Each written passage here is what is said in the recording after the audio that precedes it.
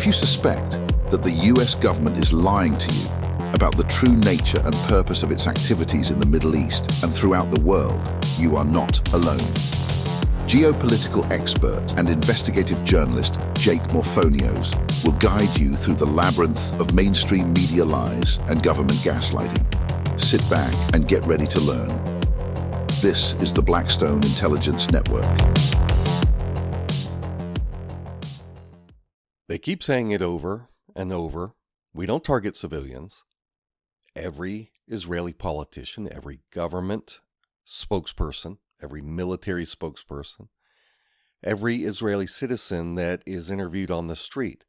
We don't target civilians. And yet, tens of thousands of civilians in Gaza are dead.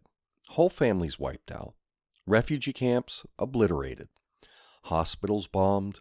UN schools, like the one I visited, flattened. Children buried beneath crumbling concrete. So why does Israel insist that it only targets terrorists when we can all see the evidence, when the evidence is piled high in the form of body bags? It's because it's not about telling the truth. This is about narrative control. For Israel, the stakes are enormous.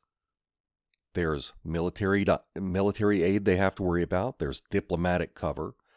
Billions of dollars in annual support just from the United States alone.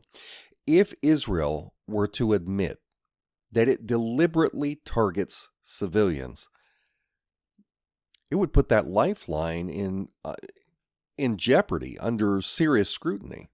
So what they do is they tell the world, we only kill Hamas. Then they go out and they flatten entire neighborhoods. Hamas is using human shields. And then Israel drops 2,000-pound bombs on civilian apartment buildings, wiping everybody out. They say, but we gave them warnings, we dropped leaflets. But then what they do is they lure starving civilians into these Israeli-run food distribution choke points, and they gun down the unarmed men and women and children. But all of this is Hamas's fault, right? Of course. It's Hamas. Hamas made Israel commit genocide. No matter how barbaric the act carried out by the Zionist state, the blame is always going to be put on this little faction of militants that Israel has repeatedly claimed they already destroyed. They already decapitated Hamas.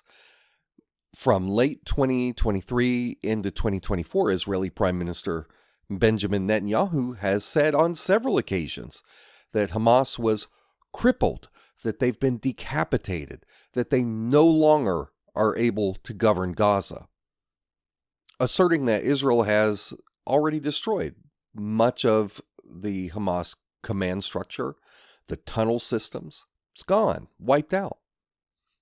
In 2024, the IDF spokesman Daniel Hagari said that the Israeli military had already at that point killed thousands of Hamas fighters and that most of its commanders and infrastructure was neutralized.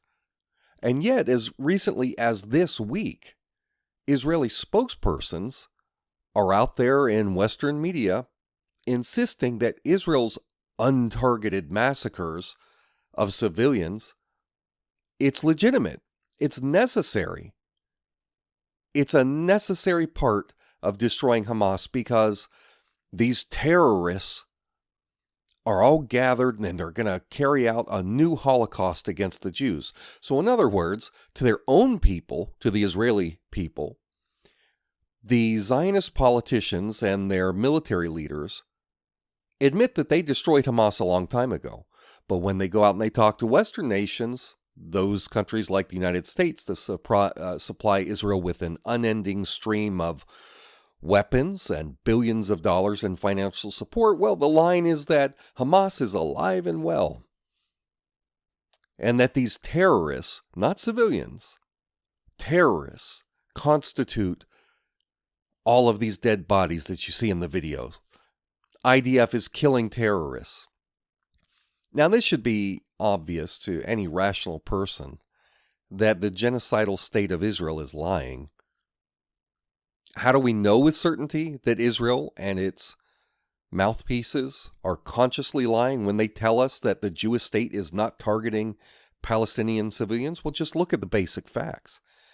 In early 2024, multiple mainstream news outlets confirmed that Israel was dropping U.S.-made GBU-39 bunker buster bombs. These are 2,000-pound explosives, dropping them on densely populated neighborhoods in Rafah, in the Gaza Strip. These aren't surgical strikes. They're block-level erasures. When you have a mass casualty bomb, you have to remember these are not precision weapons. This is not a scalpel. This is a sledgehammer. Imagine a surgeon trying to work on your eye with a sledgehammer. It's stupid. You wouldn't even begin to argue that that's the right tool to use if the point is anything but destroying your eye.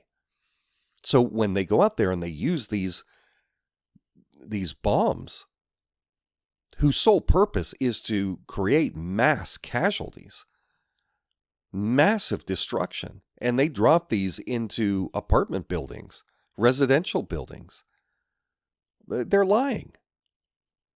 They know before they drop these bombs that everybody in the vicinity is going to be killed. And as there has never been any large gatherings of Hamas militants caught on camera, Israel knows that dropping these bombs on civilian population centers is going to result in bloody massacres of large numbers of innocent people. It's going to create a state of terror, making the general population feel like there is nowhere that is safe.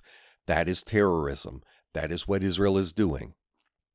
In October and November of 2023, Israel bombed Jabalia refugee camp repeatedly, killing hundreds of civilians. United Nations and Human Rights Watch both condemn those strikes as disproportionate, as unlawful. We know that Israel has the technology and the surveillance capability to identify in advance the gatherings of people that they're targeting. They know that these are civilian populations, not armed militants. Back in December of 2023, an Israeli journalist, I nickname him Amin to protect his identity, he gave me some information from a series of drone footage logs that were shared among mid-level IDF commanders. And the footage that he received, which he got from a dissident inside Unit 9900, that's the Israeli military intelligence geospatial wing. This showed thermal imaging from Jabalia, from the refugee camp, hours before the strikes were carried out, clearly identifying that there was no movement of any armed combatants. All that you can see are scattered civilians and children. And despite this, the IDF gave the go order. And according to this source inside Unit 9900, the footage was not archived in the official IDF strike database so that in case the issue ever comes up in the future, you can avoid scrutiny. And this is a common practice. The United Nations Relief and Works Agency for Palestine Refugees, UNRWA, confirmed that Israel identified over 200 schools for children and civilian shelters. They marked those locations for destruction. They planned the strikes in advance, knowing that they were civilian buildings, and they bombed them anyway. Then you've got hospitals like Al-Ali, Al-Shifa, Nasser, the Indonesian hospital. They were attacked by Israel. They were either destroyed or damaged, and then the IDF went in to occupy it. Amnesty International, this is before the humanitarian organizations were completely kicked out. Amnesty and others found no evidence of Hamas infrastructure in those cases. And so instead, what it was Israel striking hospitals, wounding patients and staff who were there in mid-treatment. Back in February of last year, Amin interviewed 2 former employees of the Israeli Coordinator of Government Activities in the Territories, COGAT, C-O-G-A-T. And they provided internal memoranda about Israel's hospital targeting protocols. And COGAT, if you don't know, this is a unit within the Israeli Ministry of Defense that is responsible for implementing Israeli government civilian policy, primarily in the West Bank. Well, one document noted that hospitals, this is a quote, hospitals, quote, double as symbolic targets to, quote, demoralize the Gazan resistance. The same document made reference to, quote, softening the morale infrastructure, which is a euphemism used to justify civilian casualties in psychological terms. Now, if Israel has evidence that all of these civilian apartment buildings, all of these schools, and the shelters and the hospitals, if they've got evidence that they're brimming with armed terrorists, why has Israel never provided any of that evidence to the world? Why have they never used surveillance drones to show fighters swarming in and out of schools? No infrared video, nothing. Why are they not showing the bodies of masses of Hamas terrorists after they have bombed some of these Palestinian hospitals? Right? Because they're supposedly filled with terrorists. Well, the answer is they can't provide that evidence because the evidence doesn't exist. Israel and its propagandists are lying. They are lying boldly and brazenly and without an ounce of shame. No one should be surprised by these brutal actions, though, of the Israeli military, because the assaults perfectly align with the genocidal rhetoric of the Israeli government. In October 2023, Israeli Defense Minister Yoav Gallant said this, quote, "We are fighting human animals. We will eliminate everything." Talking about the population of Gaza. An Israeli military spokesperson said this, "The emphasis is on damage, not on accuracy." And various members of the Knesset, the Israeli Congress, openly called for flattening Gaza, even suggested nuclear options, dropping nuclear bombs on Gaza. The Zionist propaganda machine seeks to gaslight the world. They demand that we ignore the hundreds of videos of mass fatalities that we can see with our own eyes, and ignore the genocidal rhetoric of Israel's maniacal political and military leaders, things that we can hear with our own ears. It's insane. It's like during World War II, coming across a mass grave filled with the bodies of recently murdered Polish Jews. Standing outside the perimeter are smiling Nazi soldiers whose rifle barrels are still smoking, and they have the audacity, these grinning murderers, to tell you to your face they didn't target the women and the children that are lying dead in the ditch. They were only going after terrorists. The numbers don't lie. As of July 2025, more than 60,000 Gazans have been killed. Over 70% of them are civilians, including children. And that is according to Gaza's health ministry, confirmed by UN OCHA, the Associated Press. Once you factor in the deaths from starvation, dehydration, untreated injuries, disease, all of these indirect deaths, the fatality toll exceeds 200,000 Palestinians. Now, if Israel is only killing terrorists, where are the bodies of 60,000 Hamas fighters? Why don't they show this stuff? It's mathematically impossible. There aren't 60,000 Hamas fighters. So who are these bodies that are being confirmed dead? They're civilians. And it doesn't stop with bombs. Israel has obstructed or attacked aid convoys carrying food, carrying water, carrying medicine.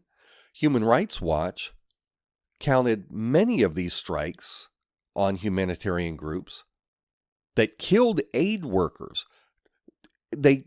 This was despite prior safety coordination with the IDF, communication to them to ensure that Israel was aware of who was coming through. The UN's top court received testimony that Israel has turned Gaza into, quote, a mass grave by blocking humanitarian aid. Under the Geneva Conventions, Protocol 1, Article 54, deliberately starving civilians is a war crime. What Israel is doing amounts to ethnically targeted depopulation, which is a fancy way of saying ethnic cleansing, a universally acknowledged crime against humanity. So why do the Israeli Zionists lie to the public? To maintain U.S. and Western support, to avoid prosecution at the International Criminal Court, International Court of Justice, to justify to their own people this collective punishment policy. How do we know they're lying? Just look at what evidence we have. Systematic, sustained bombing of civilian residences, of schools, of shelters, of hospitals, aid workers, many of them foreign aid workers, being killed repeatedly despite prior safety coordination. Official admission by Israel of mass destruction of civilian population centers. Insane death ratios that defy logic. This isn't defense. This is erasure. It's not fighting terrorism, it is engaging in terrorism. These aren't my opinions. These are facts. Facts that are documented in bomb craters, in official statements, in investigative reports by multiple respected humanitarian organizations. So Blackstone Intelligence will continue to document the war crimes of the State of Israel. And to that end, I call on you in the viewing and listening audience to stay informed, to demand justice, and to never fall for the propaganda of a genocidal regime. If you'd like a transcript of this episode, visit either blackstoneintel.substack.com or patreon.com/blackstoneintel. Supporters who donate $5 or more receive access to all of my Blackstone Intelligence reports, along with other insider benefits. That's blackstoneintel.substack.com or patreon.com/blackstoneintel. You can find Jake on YouTube under the channel name Blackstone Intel. To support his fight in the global information war, you can make a donation at PayPal, Buy Me a Coffee, or Patreon. Each account is under the name Blackstone Intel. You can also send a check or money order to Jake Morphonios, P.O. Box 1333, Kernersville, North Carolina, 27285. Your support would really mean a lot.